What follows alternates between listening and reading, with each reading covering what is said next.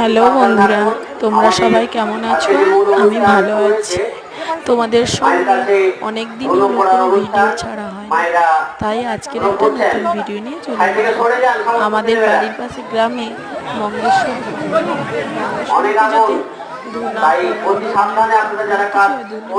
তোমাদের দেখা শেষের পর্যায়ে গিয়েছে। ঘোরার আগেই দোল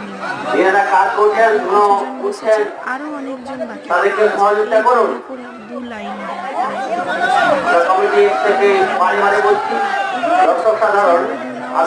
সবাই করতে পারে। অন্তত 5 হাত দূরে থাকুন। আমাদের ধর্মঘট শুরু হয়ে গেছে।